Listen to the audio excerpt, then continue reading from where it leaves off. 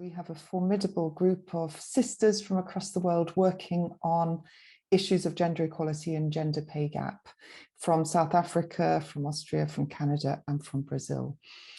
So what do we want to get out of this panel? We have an hour and a half, so I'm hoping we can have some expert insights into the situation in the 4 countries represented on the panel. But also we'll have a chance to open this up for discussion at the end. So we have an hour and a half. We want to get a better understanding of the gender pay gap and of equal pay for work of equal value, to have a better insight into trade union action on the gender pay gap, and particularly the issue of, where the action might vary between strategies around the gender pay gap and strategies around equal pay for work of equal value, which may differ. And then also to identify trade union challenges that are faced and the kind of steps forward that might be relevant to different countries in different situations. Just before I invite our panelists to speak, I was asked just to give a very brief overview of the issues relating to definitions of the gender pay gap, of equal pay for work of equal value, and really to set the context of our discussion today. First of all, just start, something really simple of definitions of what do we mean by pay, because this is sometimes confusing. What do we mean by pay? Well, we mean the normal weekly, hourly, or monthly earnings that somebody earns in their pay packet, but that can also, when we're looking at the gender pay gap, include bonuses. And for those of you involved in equal pay claims will know that sometimes the basic pay is the same, but actually it's the access to bonuses that differentiates between male and women, male and female employees in terms of their pay. And we find that men disproportionately are in bargaining groups often, and in pay systems, and indeed in bonus systems, that they benefit from these additional bonus payments. And what do we mean by bonuses? We mean things like money, vouchers at the end of the year for holidays. It could be payments linked to profit sharing, to productivity bonuses. It could be incentive pay, commission pay, and so on, that we find that women are less likely to benefit from. It can also mean pay for piecework, which we know in some sectors, like the garment sector, is very prevalent. And it can also relate to performance-related pay. And we know from research that performance-related pay systems tend to benefit men rather than women. Men are better negotiators for their pay at an individual level. And at a time when pay has become increasingly marketized and individualized, performance-related pay systems have become more prevalent. What's not included then is really important when we're determining the gender pay gap. When we look at the gender pay gap, we're not including overtime pay, redundancy or termination pay, or indeed pay in lieu of leave. And while these are really important elements of the final pay packet, particularly in low paid sectors where overtime is the only way to get a living wage, these are important issues. But when we're determining the gender pay gap, these are not included. So what is the gender pay gap? The gender pay gap is the difference between women's and men's average hourly earnings. When we look at the classifications of the ILO and other regional bodies like the European Union, we're looking at those comparisons in terms of hourly earnings in determining the gender pay gap. And what we know is that even if women and men earn exactly the same pay for doing identical jobs, that there's still a gender pay gap. Why is this?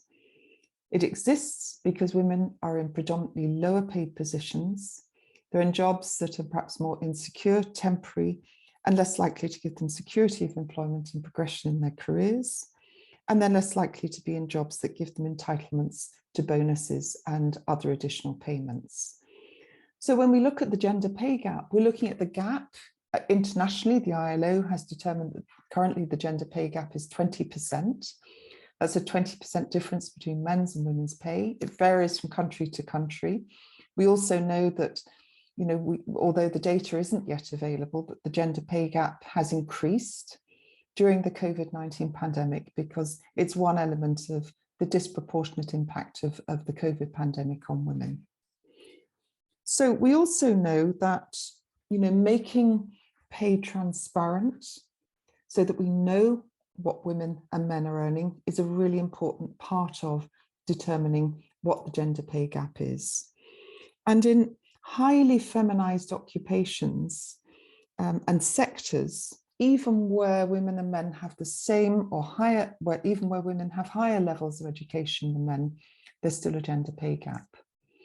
And we know also that when women are predominantly in a particular job, for example, if we take the cleaning or the care sectors, which are female-dominated sectors, I think you represent women in the cleaning sector, if I understand correctly, but there are sectors and jobs and occupations that are female-dominated.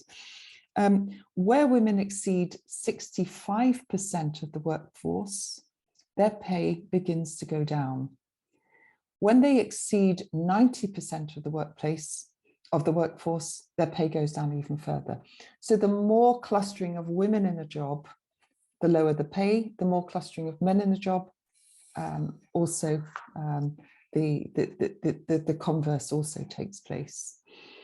And also we know that the gender pay gap widens when women have children. We refer to this as the motherhood pay gap. So we know, for example, the difference in pay between mothers and non-mothers sometimes works out as much as 30% increase difference in the gender pay gap. So we know that having children, that women's care responsibilities are factors that contribute to that. We also know that gender-based violence is another factor that contributes to the gender pay gap, because women experiencing gender-based violence are less likely to progress in their careers. So these are interconnected issues in dealing with the problem. Just in terms of definitions of equal pay for work of equal value, and in fact, this is a definition included in the ILO Convention 100 on equal remuneration. When we talk about equal value, we're talking about going beyond equal pay for equal work in the same job to addressing the value of work predominantly carried out by women. And it's a useful concept because it does open a door for us to be looking at and addressing the undervaluing of women's work. And it calls for strategies that ensure that jobs of an equal value are equally paid. So we know, for example, that women's skills are often determined to be natural female characteristics, but that leads to the undervaluing of the work carried out by women. So I think these are important issues that we're going to be able to address during this panel discussion. We also will be thinking about, what about our collective bargaining systems? What about historical gender bias that exists in our pay classification systems, the way we set pay? We know, for example, in some countries and some sectors, pay and grading systems and bargaining groups separate out bargaining for jobs predominantly held by men and jobs predominantly held by women. So there's no possibility for doing those comparisons. And we know that gender stereotypes and gender bias impact significantly on how we value the work carried out by women. So in our panel discussion, we'll be able to look at some of the tools available to us, some of the strategies. So for example, when we're looking at the undervaluing of women's work, one of the tools has been to use job evaluation free from gender bias, because often evaluation systems are deeply entrenched in gender bias. And we can look at, the different criteria of skill, effort, responsibility, working conditions. And Canada is one country that has had very strong legislation looking at these issues of the value of jobs. We need to also ensure that we identify gender bias in bargaining systems, in job evaluation systems, in job classification systems. And also, there's some really good practices as well around pay transparency, about carrying out equal pay audits, and also some good examples of, it's sometimes what we call raising the floor. It's about how we can implement strategies and bargaining around minimum wages, but that minimum wages are living wages that really do address, you know, the issues about having sufficient income to provide for all of your daily living needs. And raising the floor and addressing these issues can really help to deal with, you know, to sectoral or a workplace level, significant problems of the low paid work predominantly carried out by women, particularly in sectors that are female dominated as well. So that's really just to try and set the scene. And we're going to have, I hope that our panelists have arrived. I know there was problems with one or two panelists registering or connecting. But I just wanted, we're going to do 2 rounds of questions. So I just wanted to check, are all of our panelists available? I think, do we have Ntokozo from South Africa? Are you connected now? I know you were having some problems. Yes, she is now. Ah, great. So thanks very much. First question to you, Ntokozo. We've been really interested in thinking through strategies on addressing the gender pay gaps through collective bargaining. Considering the mining sector in particular and specific factors that may exacerbate the gender pay gap in the mining sector, perhaps you could say a few words about the actions and proposals of NUMSA in addressing these issues, for example, through your gender structure, and all of these challenges, including in the mining sector. And you have 5 minutes. Thank you. Good afternoon, all. I'm going to try and go on video a little later. We're still experiencing problems. Firstly, I'm happy that you talked to historical challenges. One clear historical challenge is that women are entrance into the mining sector in particular, and that women also are not prominent in positions of responsibility within the union and within the structures in the workplace. So those are some of the impediments. We don't want to spend a lot of time on that because I think we should think forward into how can we know where the problems are, but how can we kind of chip away at some of these bottlenecks. For me as a gender activist, and I've spoken to a number of gender activists about this, every organization that organizes women should ask the question, how inclusive are we? Because if we work from the point of inclusiveness, we would be able to overcome a lot of the challenges so that you don't have the issue of gender wage gap being ghettoized and being made to be raised only by the gender structures or by the women employees in the organization, because that creates tensions. Inclusiveness should be a guiding principle of every organization. In the inclusiveness, we will then say, where are we letting this particular section of our membership down, in this case, the women. The other area that has always been there, not only for NUMSA, but for all of the unions, is really we still, I'm afraid we're still talking about this in 2022. How do we make sure that we listen to the voices of women and the voices of gender activists? Because the problem is not that these issues are not raised. The problem is that they are overlooked even when they are raised. It's like sending a proposal to the United Nations. You send the strongest proposal ever as women, and it gets watered down. And that's one of the challenges. So we need to find ways of making sure that our proposals are not watered down, that we're including the voices of women with their concerns around gender wage gap. And a big area of training and retraining, and maybe I will come back to this when I come to proposal, is learning to separate the gender wage gap from equal pay for work of equal value. These two are not the same. They are not even similar. They are very different. So we need to retrain our employees. We need to retrain our collective bargaining teams on separating the two and working through a fine-toothed comb to find the areas where there is glaring gender wage gaps, and they are. We just have to work on them. Another area for where often women are left out or gendered interests might be left out is in opportunities for training.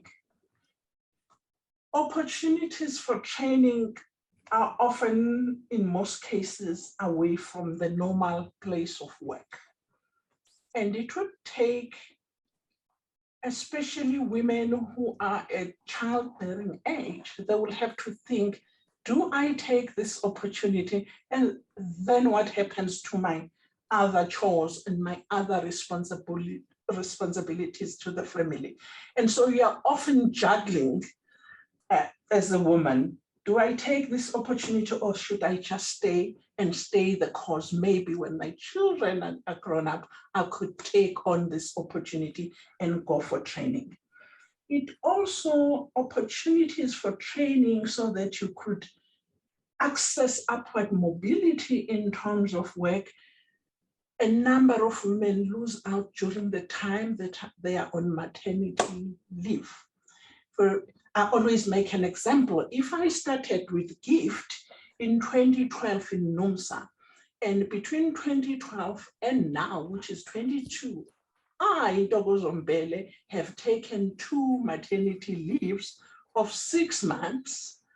And in the process, there was work reorganization, new technologies, and new methods of working being introduced. It's highly likely that I won't be acclimatized when I come back because I'm just a minority. It's not as if hundreds of women have lost out. It's a couple of women that have lost out. So in that time, my upward progression has been hampered because I've taken maternity leave twice in this period of 10 years that I've been in the employment. So it does look like going on maternity leave or childbearing is punishable, if you want to use that term. I'm not sure how far I'm doing with my 5 minutes, but I also do want to say that we can never discount the importance of gender representation in the collective bargaining teams. And I propose 2 ways of overcoming this, because collective bargaining by its nature within the trade union is very contested. It's the area where you get to exhibit and show your leadership skills as a shop steward or as a worker representative. And because of that nature, unintentionally, it becomes an area of contestation and big struggle, which women may not always access easily. We are also thinking about, whilst we do not have women as leaders of collective bargaining team, perhaps a way around it is to allow for women to sit in the collective bargaining teams as observers and advisors to the main negotiators, so that they could say to them, you could have put this way, or you forgot this item, or it's not yet the time for you to compromise. We can still move on this issue. The last one for me is the grading system. And the grading system doesn't only come with the actual grade, it comes with the terminology used in naming the job. Let me take a sector outside of mining. There might be also in mining. Often, if you look at the bulk in catering services of workers who are called cooks or workers who cook, then their title is cook, it will be women. And once that term changes to chef, which is highly regarded, then it becomes men who occupies that. So we need to be careful of the language, that we don't use the language and the terminology to kick the ladder down and make the women not. If I was a cook, I should, when you change the term, you don't get the cook, you don't get the chef from outside. You continue with me and I become the chef, then I benefit from the higher paid job. So there are many other examples where the language and terminology is used to kick down the ladder so that women do not benefit from better pay. I think I'm going to stop here and catch my breath. Thank you so much. That's fantastic. And I think you've raised some really, really important issues about getting women onto collective bargaining teams. We often see that pay bargaining is dominated by male representatives who've had no training in understanding the gender pay gap or of equal pay of work of equal value, or indeed thinking through how their strategies on pay bargaining could privilege underrepresented low-paid women workers. So really useful and great to have that perspective from South Africa. So we're going to move on to the next panelist. Claudia, I just wanted to check, is Claudia with us now? I know Claudia was having some problems connecting. Yes, Ja. she is. Ah, brilliant. Dankeschön. Danke auch für die Einladung. Yes, thank you very much. I've got a question to ask you. I have an important question to ask you in the context of... I can't hear you, the speaker has just said. An important question to ask you in Austria. In the context, Austria has been one of few countries that's had important legislation on pay transparency. Pay transparency is to make sure that we can see, you know, what the figures are on the gender pay gap, and we know the unions have been very active in this. So we're really interested to hear from you in terms of what ProGE has been doing to implement the legislation, any challenges that the trade unions have faced in doing this. So thank you, Claudia.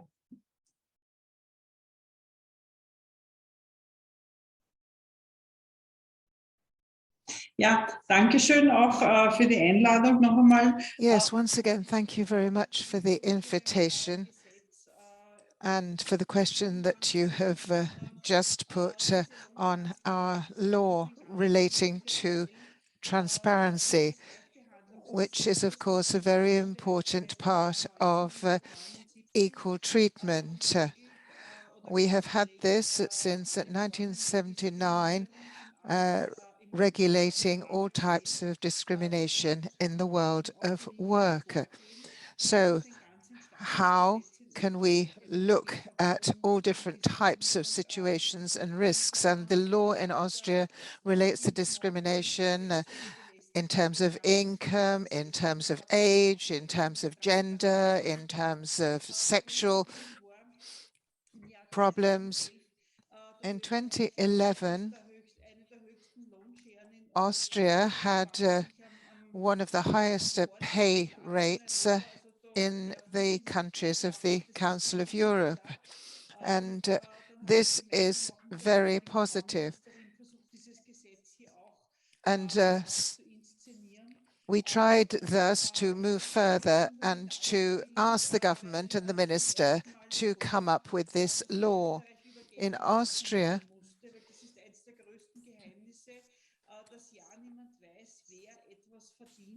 we do have a problem of confidentiality and secrecy. It's often very hard to find out who is doing what and where. Collective bargaining, of course, is something which does view men and women as equals, but nevertheless, there are a whole series of different components, and it's not always easy to see the wood for the trees, who is negotiating what with whom. So all companies over 150 employees have to put up a report or publish a report on income, on pay. Both the works councils and the trade unions get copies of these reports, which outline what wages people have been receiving. And if we see any inequality, then we can actually impose some kind of fine. And if the reports are not produced and passed on, the same applies. So I think that this has been very positive. We have seen in Austria, of the 150 collective bargaining agreements that we have, that we need to have a very important element introduced into our discussions, and that is what is the minimum wage at work. It's not very comfortable for companies to have all the information published, because now they have to come up with policies which involve dialogue. We have to see who is paid what, and we do now. The work has been done by the unions, and they have worked very hard to inform all our colleagues. We have cooperated very hard, and we have new instruments on income rights which come from the EU. We're working on this issue of confidentiality and trade secret, and slowly but surely we are managing to gnaw away at that. The works councils, of course, have seen how the differences are, and it has become clear that it's not the fault of the workers and the different countries here, but it's the fault of the companies who are involved. We have informed everybody regularly. We also are involved in training people on these issues, and we have shown people who they can turn to and how they can work to reduce these differences in income. So it's a question not just of discrimination, but of really seeing the details of what is happening. So we have men who can take on certain jobs, women can't. Time plays a factor, of course. We as trade unions are fighting very hard in all respects for increasing minimum wages. And a lot of companies and businesses, in fact, have gone along with us in this. Now, unfortunately,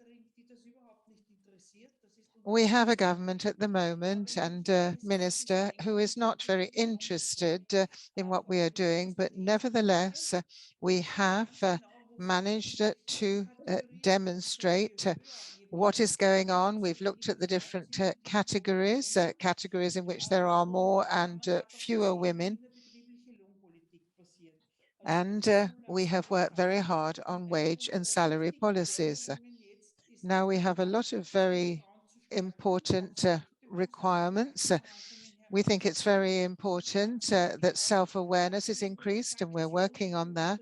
Also, that there are sanctions for businesses which do not practice gender-based wage equality. And it's important that they feel and realize, and I think they do, that the pressure is on. Thank you. Thank you so much, Claudia. That's really interesting. And it's also very, very interesting for us to hear a bit more about pay transparency, because this is an issue that's coming onto the European legislative agenda. And we hope will be coming onto the international and global agenda as well around pay transparency. So moving from Austria, which has very high collective bargaining coverage and a strategy really that is focused on collective bargaining, to Canada, where perhaps slightly different strategies have been put in place by the unions, particularly around ensuring there's a very long history of ensuring a good legal framework, particularly around equal pay for equal work and equal pay for work of equal value. So Canada is amongst the countries in the world with some of the most progressive legislation on equal pay and equal pay for work of equal value. We're very interested to hear from you what Unifor has been doing to implement the legislation, particularly some of the new legislation, and what have been the challenges in your union. So over to you, Tracy from Unifor. Thank you so much. Thank you. Good morning, everyone. So the legislation came into effect at the end of August of 2021, and so we are working on it. But to be honest, the most significant challenge that we're facing is education to our members about what it is.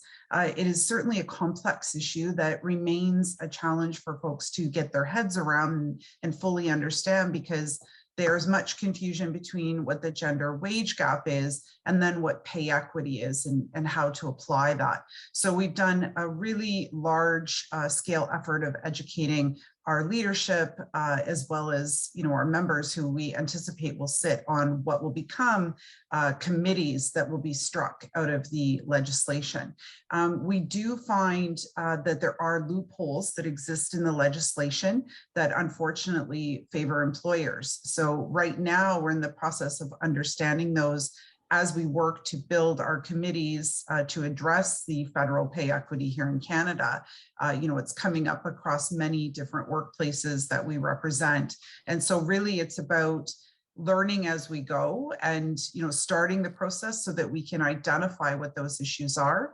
We do have a pay equity commissioner and a commission that has been established to address any issues that arise. And we do currently have a legal case that we've brought that is sitting in the commission, but is moving between that and the Canadian Human Rights Tribunal right now, because we have a provincial Crown entity where we have members. It's called SaskTel. It is a telecommunications Crown corporation that is within the province, not a federal legislation, although because in Canada, telecommunications is governed federally, we believe we have a significant reason to include those folks. So we're proud to be part of bringing that legislation that case forward on the basis of the legislation to better understand who the law can apply to, and hopefully that our members will be successful in this case and be able to have the new pay equity legislation apply to them as well. We also, face a challenge in getting folks to be a part of the committee, again, partially because of the scope of work that's involved. When we look at, a standard employer that we have that has 75 job classifications, we understand that the work in practice is going to take months to complete in such a workplace. So again, I think when I was listening to Claudia talking about that hidden work and the work that we take on as women outside of our workplace, it's often a challenge to find women who are willing to do this significant work in the workplace as well and be a part of this committee. So, this is something that we're working through and really looking to identify those women. And in the legislation, it says that 2/3 of the women, 2/3 of the people on the committee must be women. So, we're quite focused on that. And sometimes that can present a challenge in some of our male-dominated workplaces or federally regulated members that are in sectors such as rail here in Canada. Rail transportation is one that remains a challenge to find women. But I will say it's very critical in this legislation that other unions work together at the table, whether there are 5 or 6 different unions within a workplace. We hold one vote collectively. So consensus is incredibly important, and relationship building is very important on that committee amongst other labor unions. So, really understanding that this is a key piece. And another piece of the legislation, although, very progressive and thankful to have it, is that the employer holds the balance of power in any vote. So, much like we see in our collective agreements, we're always fighting that balance of power with the employer. And that remains the case in pay equity here in Canada too. So we, are working to address these challenges. We're forming the committees. We have an extensive training program, and we actually have offered it to other unions. We've created some online tools that will help to evaluate pay equity. And we also have offered those tools. We're working very collaboratively and getting to the table with folks with the understanding that we're there to work together to ensure that we're able to achieve pay equity and the gains that we know women will receive in the federally regulated workplaces. So, we're rising to the challenges that exist and using the commission when we can to address them.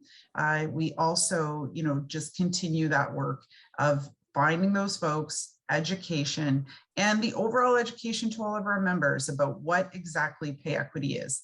And again, it does remain a challenge because employers want to say, don't worry about this, we'll bring a consultant in, or don't worry, we've already done job evaluation. There's much pushback that needs to happen. So the strength of those women that are sitting at the table is incredibly important too, and building their confidence around pay equity.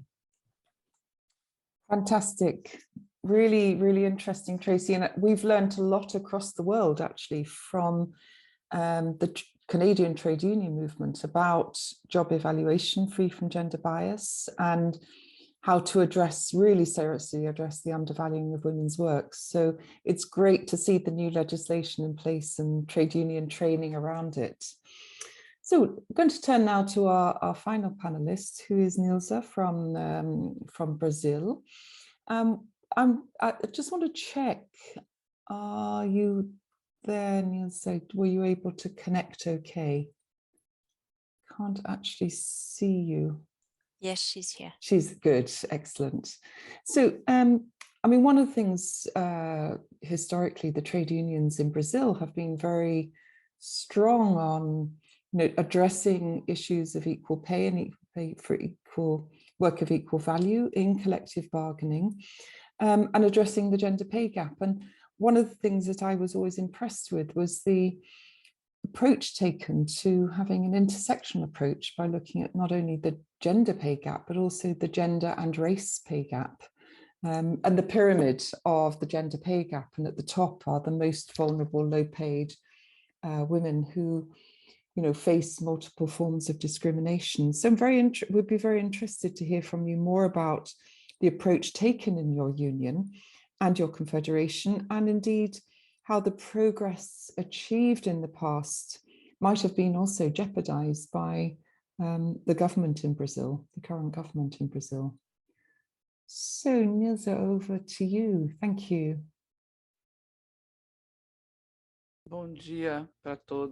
Good morning to you all.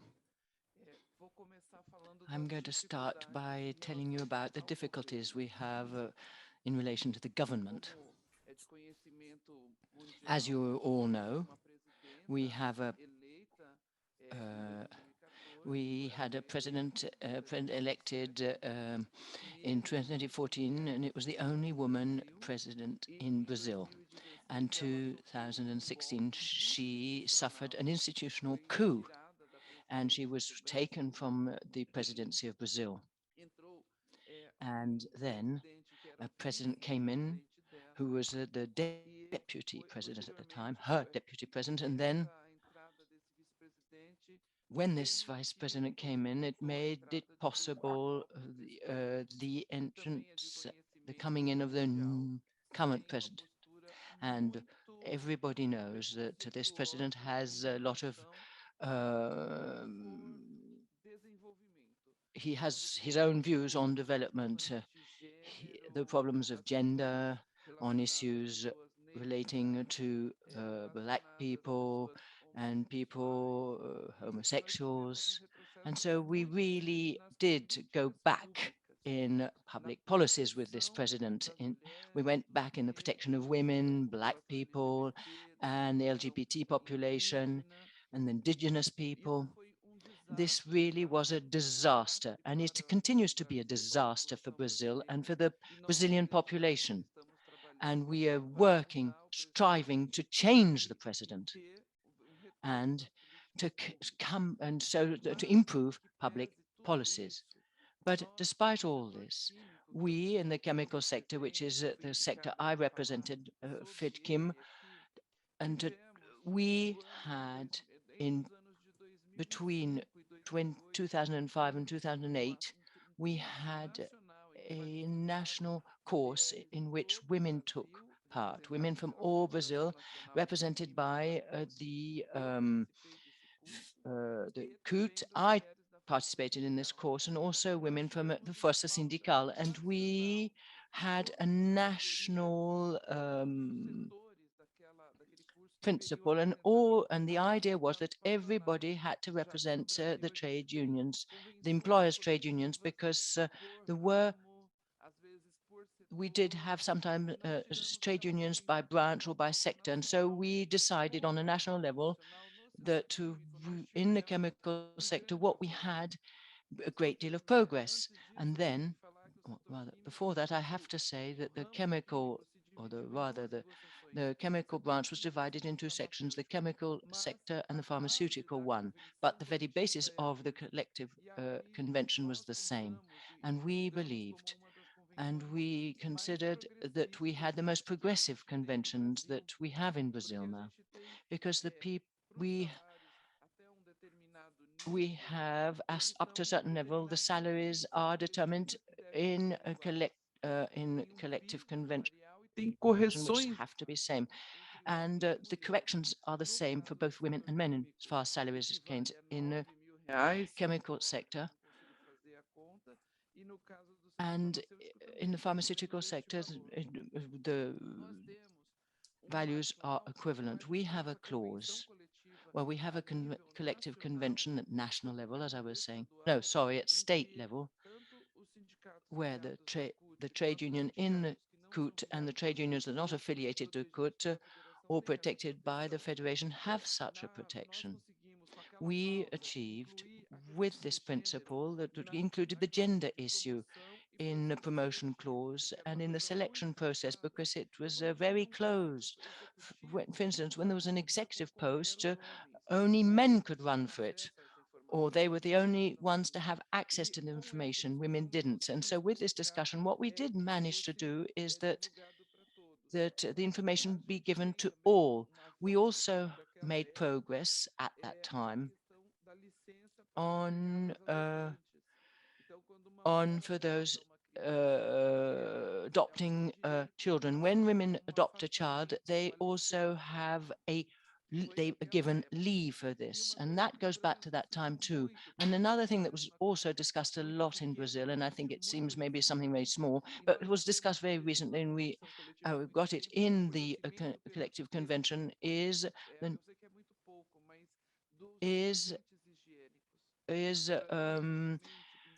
sanitary towels were given to women. But when women did this to achieve, there was also a problem of lack of schools because women could not buy sanitary towels because of the costs. So then the government decided that they should be supplied freely. So we have that also included in the collective convention. And so the progress we have made was very important regarding equality of opportunities, and mainly with, as colleagues have said, we've sort of followed the salaries for men and women, and the difference is 20% salary. So women and men doing the same job have a 20% difference for jobs above a certain level, because we do have some protection in the collective convention, but as when you get up to the management level and CEOs, well, we don't have access to the information. And we don't have policies regarding this, be it public policies or trade union policies. I'm sorry if I have not given you more information than that, but my time has run out. Thank you very much for your attention. Thank you, Nilsa, very much. And we do have a second round of questions, so there's more to come. And thank you also for just giving the context of this. And I mean, it just shows, even when you've got a regressive government, the importance of keeping the collective bargaining going. So it's great to hear that example from Brazil. We're going to go into a second round of questions now. Again, just very brief comments. This time, we're just going to ask each panelist to say 3 minutes, something for 3 minutes, just 3 minutes this time. And I'm going to start with Tracy. Tracy from Unifor Canada. What do you think are the main priorities and the next steps for trade unions in order to close the gender pay gap? And in your view and your experience on this, how could IndustriAll Global Union contribute in the way forward? Thank you, Tracy. Thank you, Jane. I think education remains the key. Whenever we raise the gender wage gap here in Canada, we're kind of bombarded by a bunch of myths that people believe about it or think that it doesn't exist, quite frankly. So education remains the most significant thing we can do as a union in Unifor and across Canada to ensure that people truly understand what we are talking about. And even the stats themselves are often challenged. And so really having literature out there, having information, we partner with equal pay coalitions here in Canada in order to produce that type of material so that we can share it. But it really remains our most significant challenge that we need to continually address and raise the issue. So not just on Equal Pay Day, which I know was celebrated, nationally here this year, but all year long. This needs to be something that we tackle and challenge and continue to raise, no matter what progressive labor circles we're sitting in, because until we can break down the myths that exist around it within even our own labor organizations, it will remain a challenge to address it in a way that will fundamentally change it. So really this is the focus. And I think for IndustriAll the same, that collectively we do this work and make sure that together we can produce materials that talk about the gap and how it exists across the globe, that this isn't just some phenomenon that exists in Canada that we talk about in North America, that this is a global issue for women and will remain so unless we are able to bring forward progressive legislation, put progressive language in our collective agreements.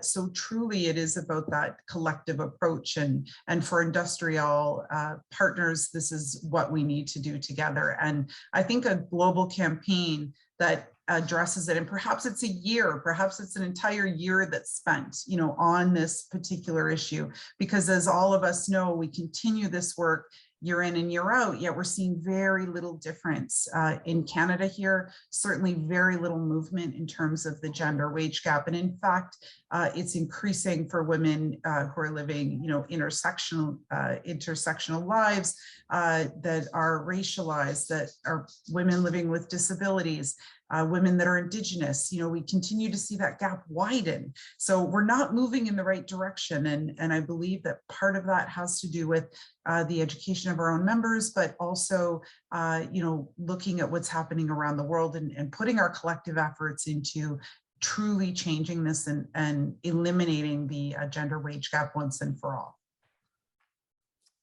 Thanks so much, Tracy. And I mean, I think what you're suggesting are strategies that are relevant across the world. You know, it's about education, training, awareness raising, getting these issues into collective bargaining, keeping them on the agenda. And it's great to see so many trade union campaigns across the world coming back to the gender pay gap. I mean, I remember when I've worked with trade unions on equal pay for work of equal value since the 1980s.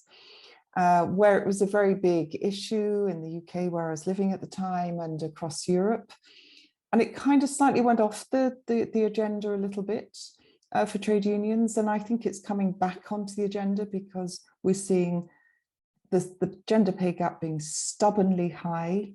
We're finding it very difficult to find strategies to reduce it. So I think having the strong legislation combined with the collective bargaining, in your case in Canada, has been really important to that. I'm going to move on now we'll move across the world to South Africa. And I'm going to ask Ntokozo to say a few words about what you think should be the main priorities and also the next steps for trade unions in order to close the gender pay gap. Also, you know, in your view, what do you think IndustriAll could contribute to this? Greetings again. I strongly believe if we learn together, we could campaign together and we could change our conditions together. In this case, I think NUMSA, including IndustriAll, we should organize training sessions for both employers and trade unionists on gender wage gap. Because we are going to meet a lot of resistance if we are the only ones who are informed about the gender wage gap. So let's learn together with employer representative.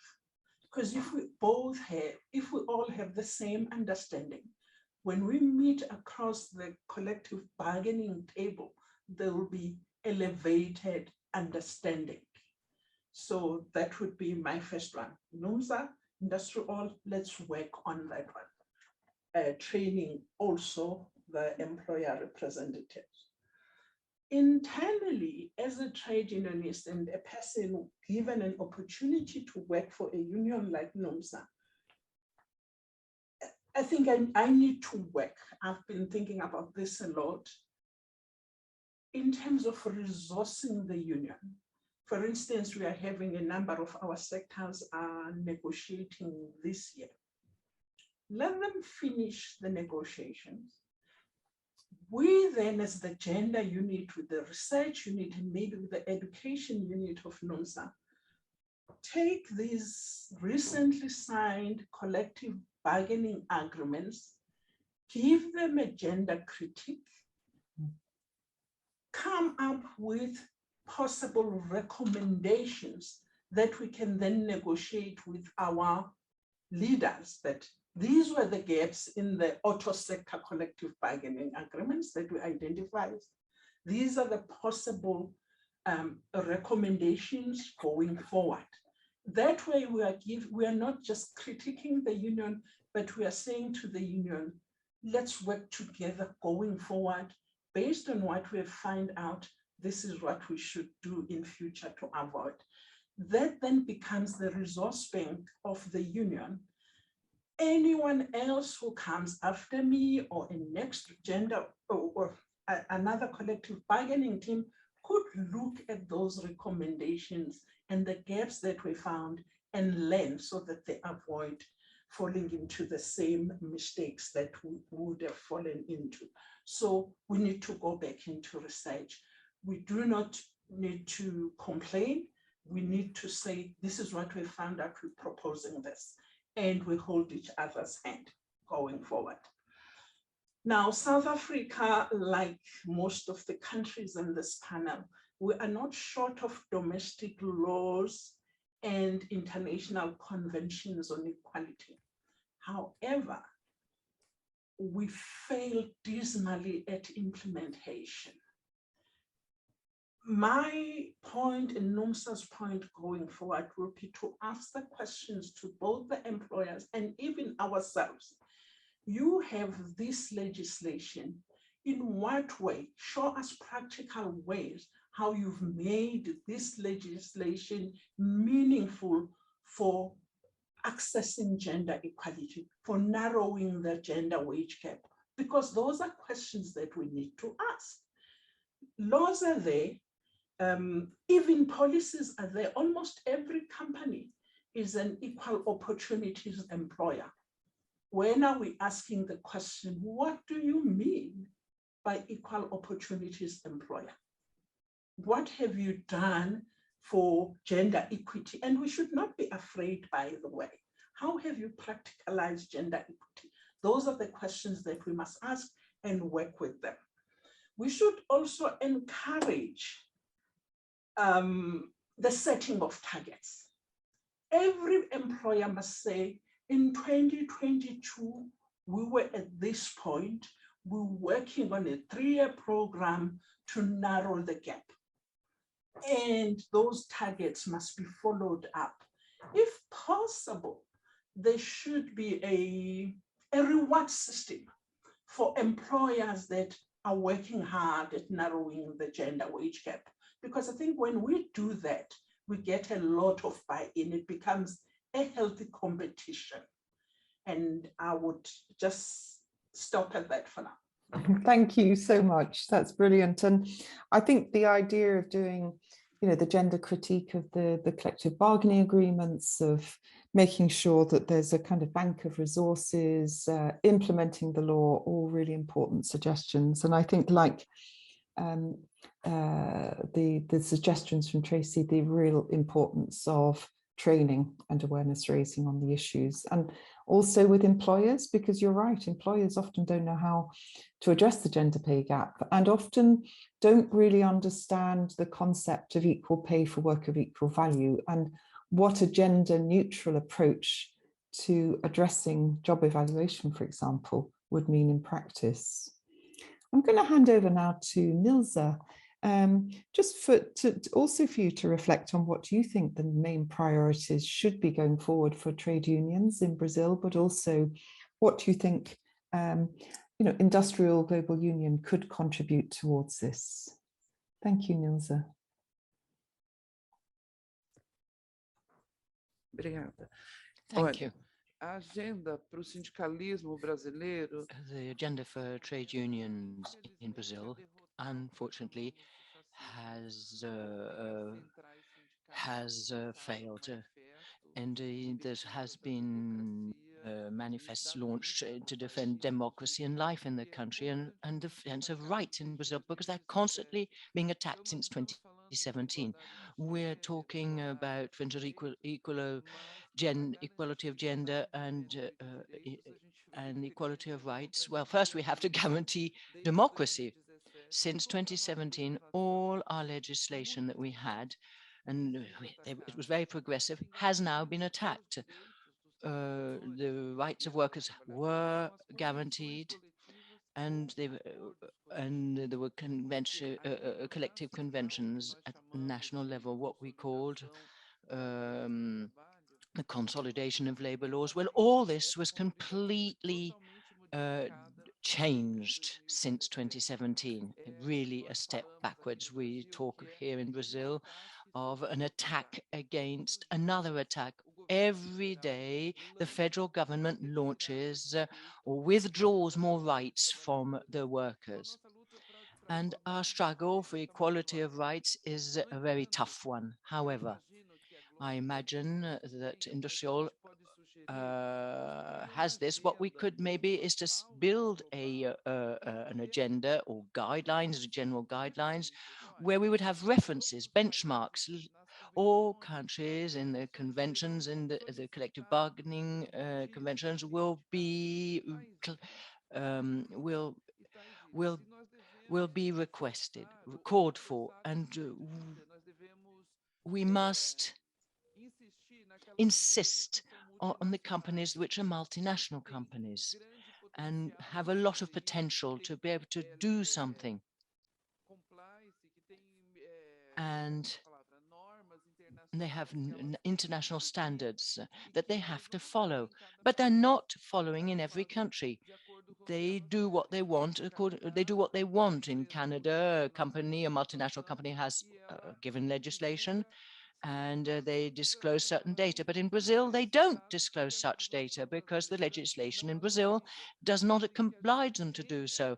So it is important that we have an agenda where in all countries it be compulsory to disclose all data, whatever the national legislation in the country. I think this is absolutely fundamental because it would put on an equal footing, at least for the companies that exist in several countries, because an attitude of a company in Brazil is not the same one as in Germany, Canada, or the United States, because of the legislation in the country.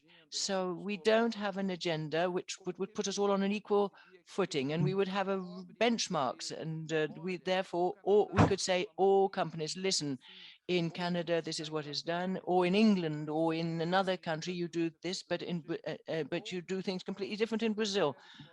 I think it is important that women also be able to women have the same rights in Brazil as in other countries. But I think that therefore important that we all have the same principles.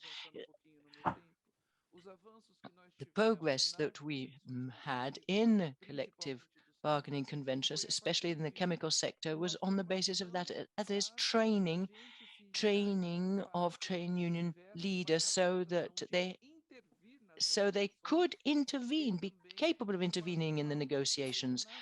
And it was also a national guideline. We did have it.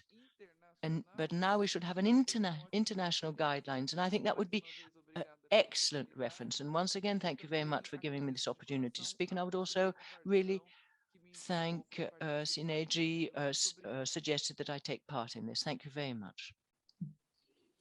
Thank you so much, Nilsa, and great suggestions, including having some international guidelines, training, better pay transparency. And on this topic, I'm going to return back to the discussion with Claudia about the issue of pay transparency, because it's very likely very soon we'll have a new European directive on pay transparency, which is seen as an important tool to close the gender pay gap across Europe. What do you think, in your view, should be the next priorities and actions for trade unions in Austria, and more broadly, trade unions in Europe, to close the gender pay gap? And in your view, how do you think IndustriAll Global Union also could contribute to this? Thank you, Claudia. A lot of questions there. 3 minutes. Dankeschön. Ich werde sie versuchen zu beantworten. Thank you very much. I'll try and reply. Perhaps I could just briefly refer again to the Austrian situation and wage transparency. I think we in Austria have got a good starting point, because 80 to 90% of our jobs are included in cross-sector collective bargaining agreements. And in the agreements, the activities, the assessment of jobs are all included. So I think we have a good basis here. We know what is happening in company, but often certain things are hidden from us, so to speak, although we do manage to find out. So I think what is important is to ensure that things which are not in the public domain are also looked into very carefully. And when we're looking at pay equality, this is something which can be very important. We need to know who earns what, who is benefiting from what in the first place. So wage transparency is absolutely crucial. In Europe, it's not the case at the moment. There's a lot of inequality in Europe. So what is going on is very good. We're going to have at last a commitment to equal pay for equal work. It's something which has been negotiated for years on end, and it's been something which employers have combated long and hard in many instances because, of course, it runs counter to their interests. But I do think that with this European directive, we are going to be able to get better comparisons on wages and salaries throughout Europe. It's very good that this is going to be binding, and it's something which is going to help us a lot. In Industrial Europe, we have tried to incorporate these principles into our documents. And I think we need to work further on this in order to achieve gender-based fair pay. So we get the legislation, and then of course when it's got through the EU we have to implement it nationally, and then we can work on it even further. I think that the problem which was already raised today relates to how work is evaluated, because a lot of jobs, for example, are undervalued. Jobs in the care sector are referred to very frequently.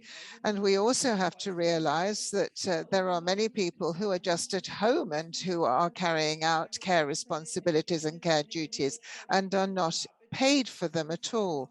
We have to realize, and we have to get it through to society, that care work is highly, highly qualified. And what we can do is support concepts like that. It's a problem which we need to be dealing with across the board. And it's the idea of re-evaluating a lot of jobs, I think, that is at the crux of all this. There are a lot of different jobs, different responsibilities, but they have to be evaluated properly, and they can all be at the same level. So equal for all.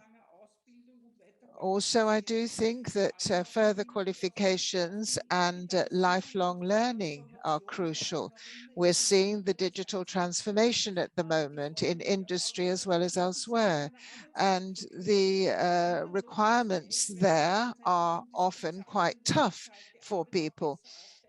We need also to look at the issue of working hours being cut down and ensure that we are doing, when we're doing the same job and the same results are coming out of it, that we are not forced to work harder and get only the same pay in the end.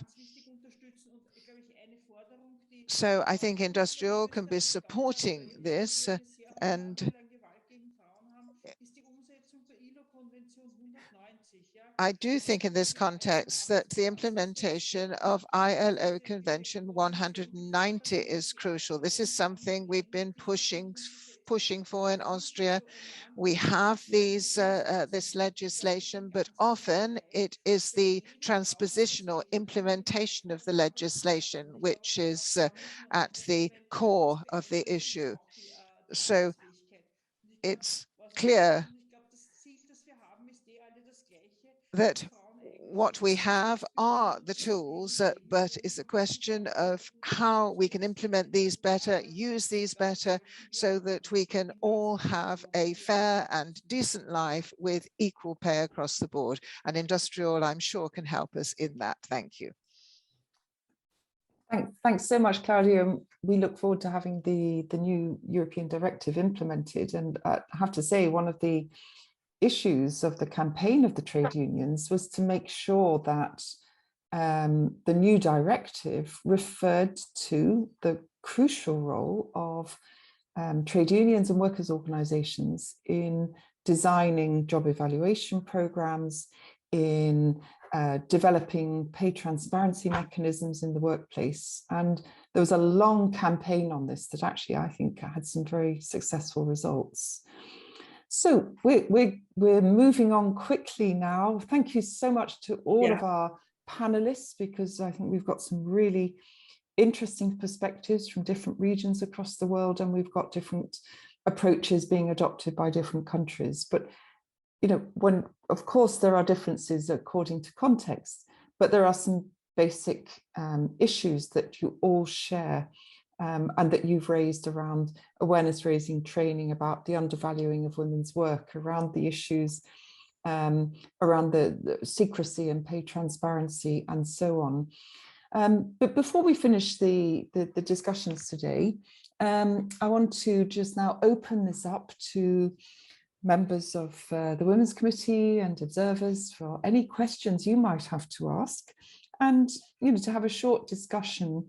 We've got, you know, perhaps some examples that you might like to share about different strategies or approaches that you've adopted in your unions.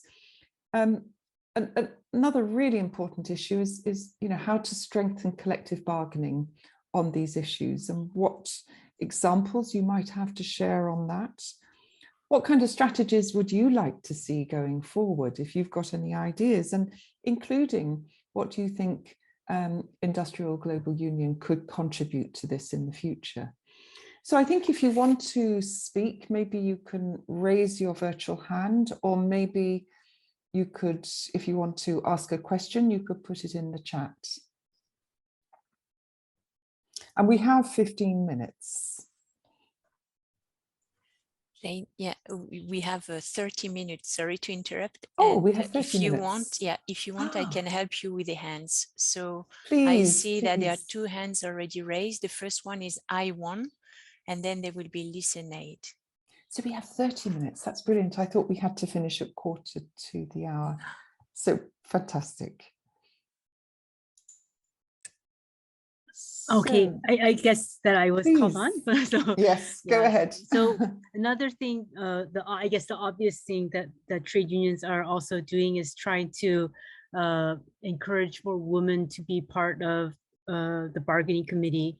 But one associated challenge is that sometimes their own input is focused on certain areas thought to be, you know, like women's concerns. Like when we have a bargaining demand for, you know, employers to all chip into a child care center or something. But another thing that our union did is also, I mean, that I guess all of you do, is that we try to identify cases where women are segregated into a new occupational category and then given lower pay, and then raise these with the Human Rights Commission. Although we often, our Human Rights Commission, we didn't win at the Human Rights Commission, even though it was really obvious to us. So actually, I wanted to say, if some of those education materials that were developed by Unifor, looking at the more fine-tuned analysis of why these occupational grades are equivalent work, that those, if you could share those education materials, that would be quite helpful. I also wanted to say one weak point. So I think Korea has the worst gender pay gap among developed countries, basically. And one reason is that we have a highly segregated labor market. Yeah. And so I think we also need to develop strategies to overcome labor market segregation, especially as we look forward to challenging the change to Industry 4.0, that we have some shared strategies to overcome de-skilling, or, you know, automation making women's work eliminated, and then, you know, or not solving the existing occupational discrimination or segregation, labor market segregation, sorry, segmentation, sorry. Well, thanks very much. Yeah, thanks very much, and they're very useful points there about sometimes labor market segregation, occupational segregation. It's where, you know, women are in separate occupational classifications, but sometimes also in separate bargaining groups, which makes it difficult to make those comparisons. So thanks for sharing that from South Korea. Who would like to go next? Luceined Varjao from Brazil. Good morning to brothers and sisters. This is a very important meeting, so as to be able to discuss such an important policy in the life of women and in the working class in general. I think what is important is to broaden the participation of women in the trade union movement. As long as they don't feel that they are participating in part of the trade unions and they can actually take part in the negotiations and be at the negotiating table, it would help us move forward on our issues. We have a very clear example that Nilsa mentioned, and Nilsa is the only woman that actually sits at the negotiating table. And it's important that we be more women so that we can actually achieve results. I would also like to refer to the question of what IndustriAll can do to help us in this process. I think that Nilsa mentioned, that is the enterprises that are in different countries and that they treat the labor force differently. I think we should also include these policies in the networks, in the negotiations, and in all the programs IndustriAll has. I think it is important that we include more women so that women can feel more represented. IndustriAll can maybe really ensure greater inclusion of women in these different negotiating spaces at international level and include them more in the workers' networks too. I think that IndustriAll can really demand greater participation of women so that we can move forward in our struggle. That is what I had to say. Thank you. Great, thanks very much. Reiterating again the importance of women's representation in the unions and getting women into collective bargaining, absolutely critical. There is the hand of Tracy Ramsey. She's from Unifor. Thank you. I just wanted to address something that I was thinking of as the last couple of participants were speaking, and that's that, yes, some countries do have legislation that exists around pay equity, but these legislations are certainly not perfect. And I think that if IndustriAll could take some best practices of legislation globally and put into, some sort of document or some sort of something that we could share collectively, because if you're looking at getting legislation, it's important to avoid the pitfalls that we found and the loopholes that we found that have been built in. And I know it was mentioned earlier, that certainly in Canada and other countries, of course, we have ways to push back against corporations, but they're insidious. They will find their way into this legislation. Our employers will find their way in. They certainly will find their way into the offices of legislatures and parliaments in order to influence this legislation to make sure that the balance of power still exists. So while on the surface, the legislation itself is progressive and will certainly allow us to move forward, the work isn't complete. There could be amendments to this legislation. There could be future improvements to this legislation that we would certainly recommend. And we're very new into the process. We're just starting into the actual implementation. So, I think if globally there would be some way for those that are seeking this to understand what would be considered a best practice for the legislation, I think that would be helpful for others. And we're happy to share, what we're finding as we navigate this legislation and be able to identify what we see as gaps or loopholes or, ways that we as workers have been disadvantaged inside this progressive legislation. So I think in that way, we could work collectively with all IndustriAll partners to ensure that, we're getting the best out of the legislation that we possibly can.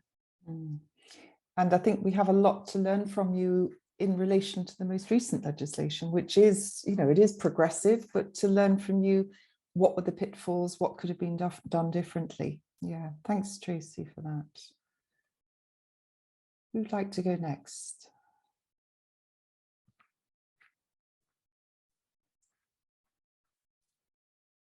Christine Olivier, the Industrial AGS, and after that, Sister Agnes from Ghana. So, Christine. Good afternoon, sisters. It's very good to see all of you. Jane and Armel, can I come in later? Because I wanted to talk more about the way forward, what we need to do. So if we can give Agnes an opportunity to speak, I would like to speak after everyone has spoken. Sure, no problem at all, Christine. Agnes, you got the floor. Yes, good afternoon. Okay, so thanks very much for the opportunity. I have just something little to say, which has got to do with education. We would all adhere to the fact that, or acknowledge the fact that unemployment or scarcity of employment has contributed greatly to gender pay gap. And if much education is not done, we would still have all the nice policies and legislations, but we would still struggle our way through.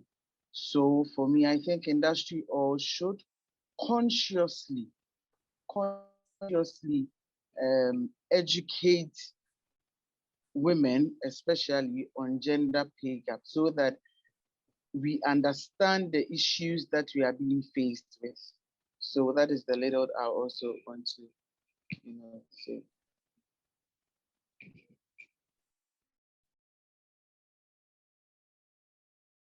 Thank you, Agnes.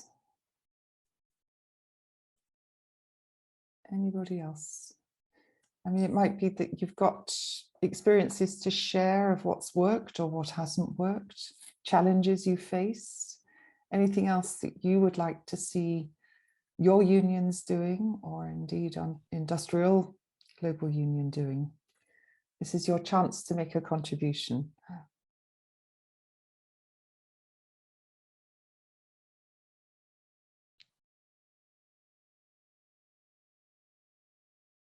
Anybody else? Maybe we can go straight on to Christine. Thank you once again, Jane, and thank you to all the sisters who participated in this panel discussion. Indeed, very rich inputs from our sisters, a lot to learn, and of course, a lot of work that needs to be done. And whilst I was listening to the inputs, I realized that indeed we need to maybe have another session where we would discuss clear strategies.